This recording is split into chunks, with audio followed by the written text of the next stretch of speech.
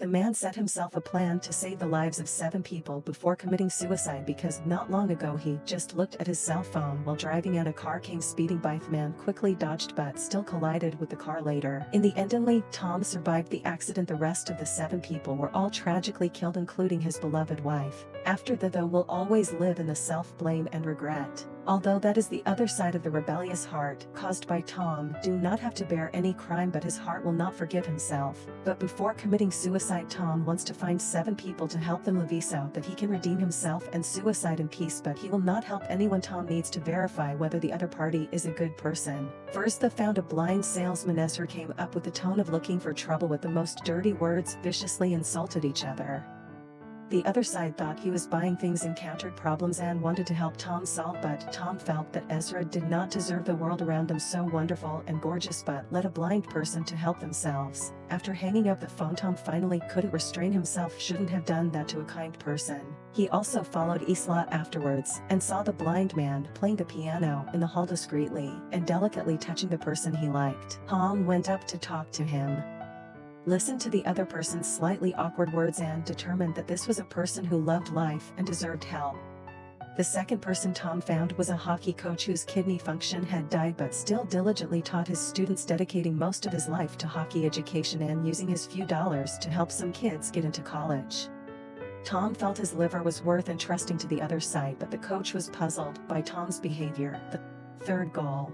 She finds the mother of her 2 children. Connie wants to break up with her boyfriend, but the scumbag almost kills Connie. She had 3 more broken ribs last month but had been afraid to press charges because of fear. No one could help him. But when Tom finds Connie, the other side no longer trusts anyone, and after Tom leaves his business card, tries hard to throw him out. Tom had no choice but to leave first, but in the evening Connie called. After that, Tom found Connie gave a letter to the other side and also his car, and then asked her to start the engine now to leave this place that makes her sad, to start a new life for her own sake, but also for the sake of the 2 children. Fourth has to help is a black boy with leukemia, and Tom is also able to make a successful bone marrow match with the other person. This time he didn't have to talk because Tom didn't want the boy to feel indebted. The bone marrow transplant was simple, but he couldn't get anesthesia for medical reasons, so he had to endure the pain to draw the marrow. Those people were good, life-loving people who needed help the most, but the world was not full of good people. Next, Tom went to try a nursing home directory, pretended to be the tax office because the director has owed a lot of taxes. The other party pleaded hard to be able to delay. There are many elderly people need to come to maintain life. The words left the other side speechless. After that, Tom found a grandmother who was afraid to eat and wanted to understand this Dean. Under Tom's patient persuasion, the grandmother was finally willing to take out the book and talk.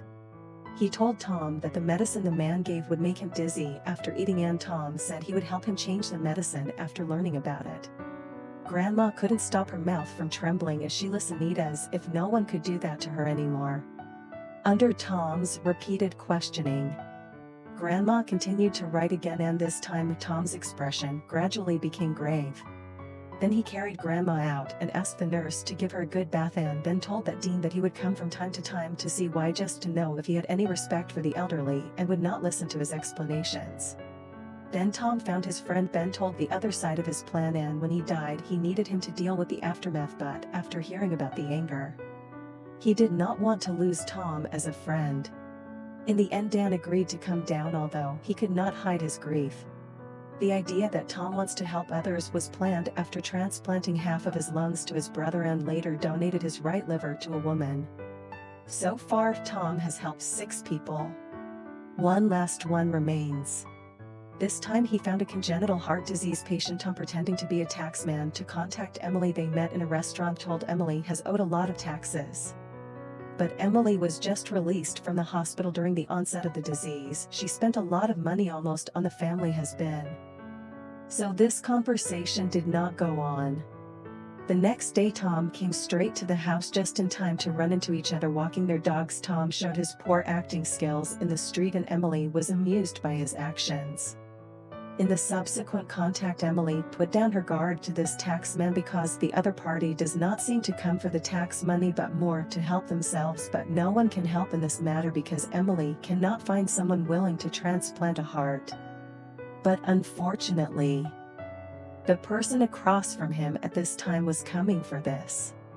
Tom did not tell Emily the reason is that in the process of conversation they chatted with each other more and more speculative. After Tom left, Emily looked out over the departing back as if there was a trace of excitement in the heart.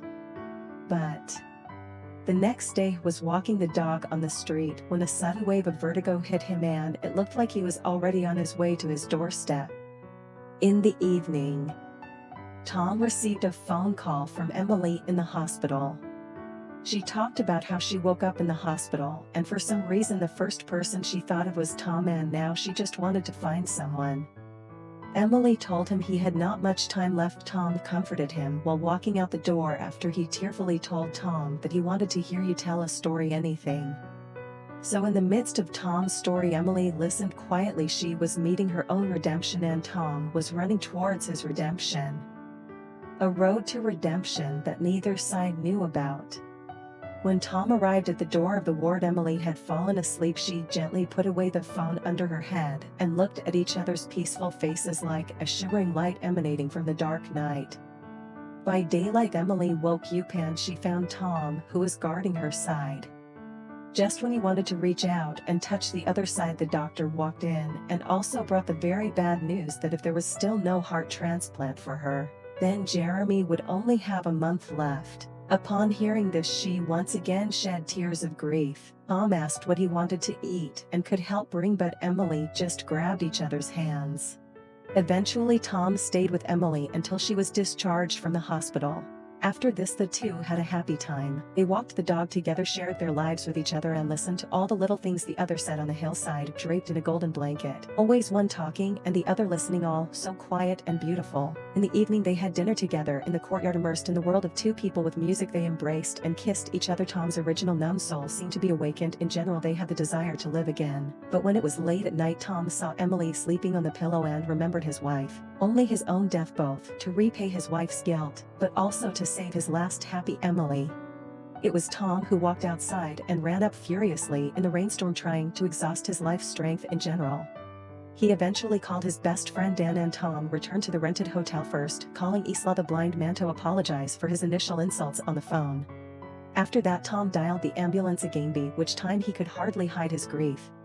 After hanging up the phone, Tom took out the pre-prepared ice cubes and poured them all into the bathtub, then sat in it himself and finally emptied the bucket on the stage. The bucket contained a fragrant jellyfish. This jellyfish is very toxic. One such jellyfish can poison dozens of adults. Just see that jellyfish slowly wriggling wrapped around the arm of Tom. In this instant, intense pain throughout his body. Tom desperately struggling, but also in a desperate attempt to control their voices. The curtain was also ripped off him. Next to him also left a piece of paper which says, "Don't touch the jellyfish." But soon Tom could not feel the pain and slowly sank. His mind eventually flashed back to the night of the trip with his wife. Eventually, Tom was received in the hospital, although at this time has no vital signs, but the preservation of ice water. The body's organs are not yet depleted. At this point, the most grieving is his friends. But still, in accordance with the hospital, promised to give Tom to deal with the aftermath. Sleeping Emily was awakened by the phone. The other side told him that the heart was in place. Emily was immediately sent to the operating room, but at this time she was not clear. Sleeping Tom is lying next to him. At this time, the electrocardiogram became a straight line with the heart was removed in the placement of quiet Emily's body. The electrocardiogram jumped up again in the name of love. Let love, perhaps Tom, live forever in Emily's heart. At this time, that drive away from the mother came to Tom's house. That is the last gift she left that mother. Tom believed that here can heal her trauma. He added the house free of charge, but only one request: do not say to anyone how the house came to being. Do not contact themselves in any way. Later, Tom's brother finds Emily and tells her all of Tom's plans. He gave his lungs to himself, his kidneys to the coach, his liver to a kind woman, his bone marrow transplant to the black boy, his corneas to the blind Isla, his house to the mother. And the most selfless heart of all continued to beat in Emily's body. Hearing this, Emily has been unable to restrain themselves, accompanying their last days of the man, to say goodbye to herself and continue herself. The pain spread through her body while the heart was continuing to soothe her. I don't know how long it took. Emily ran into Isla, who was playing the piano. The two had never met, but it was as if they felt like family. Emily looked into those eyes as if she had first met Tom. And Isla looked through his eyes to see his heart beating in her body. God created the world with 7 days and the man saved his world with 7 seconds, after which he saved 7 people. And then the film is called £7 originally from Shakespeare's Merchant of Venice. When the bet has been placed or borrowed, a debt is necessary to pay back or must be repaid by cutting a pound of flesh. And Tom felt he owed 7 livres, so he had to use 7 pounds of meat to pay back. Also represents the 7 lives he saved, eventually also achieved self-redemption.